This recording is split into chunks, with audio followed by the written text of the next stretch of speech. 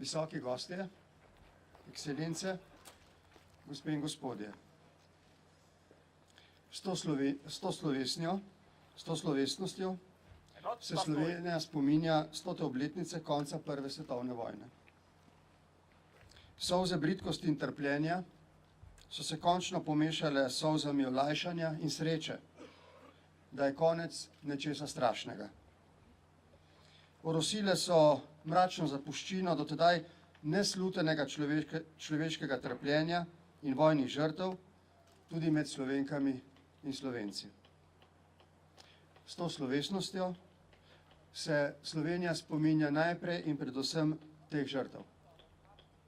Nas se sprejema moralno dolžnost, da jih nikoli ne bo pozabila in bo vedno skrbela za njihovo vredno mesto v našem narodnem zavedanju. Prosim vas, da se za minuto molka poklonimo večnemu spominu nanje.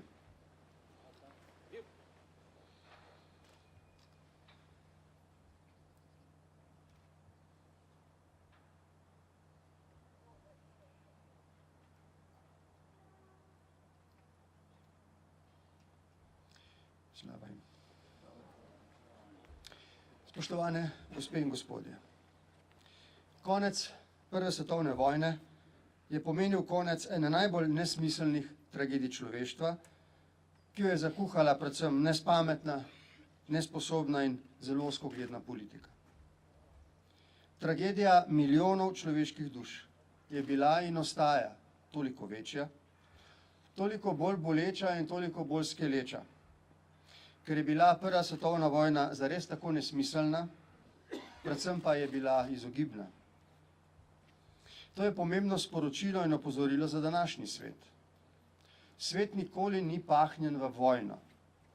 Tja ga pahne neodgovorna presoja in odločitev za vojno. Vojne, zlasti seveda svetovne, niso naravno stanje človeške družbe. O vojnah in o miru odloča človek. V vsaki zgodovinski situaciji je vedno mogoče izbrati med vojno in mirom, ko je za to še možnost in čas. In od tod, spoštovane gospe in gospodje, naše prepričanje, da je trajen mir mogoč. Od tod naše najbolj plemenito poslanstvo, da ga varujemo in krepimo. V tem smislu je naša odgovornost za mir obča in ultimativna. Sprejmimo danes in razumimo privilegij miru, ki ga uživamo.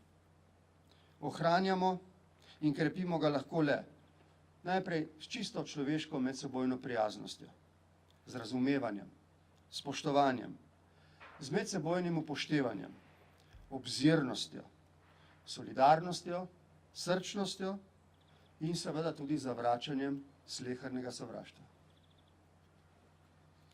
Bolj kot bomo človeško povezani, znotraj narodov in med njimi, večja bo verjetnost za trajni mir.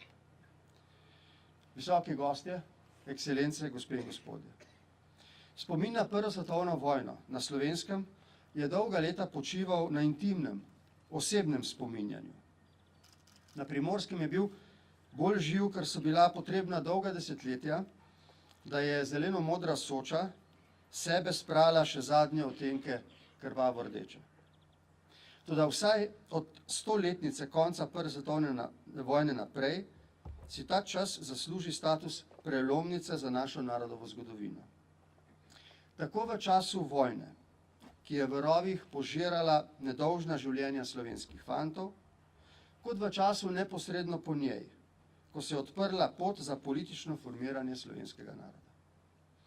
V tem smislu smo postali Slovenci, nismo bili več Krajnci, Korošči, Štajerci, zedinjena Slovenija, Štajersko in Prekmurjem je postala dejstvo, čeprav brez Koroške in Primorske, ki jo je po vojni doletelo še gorje fašizma.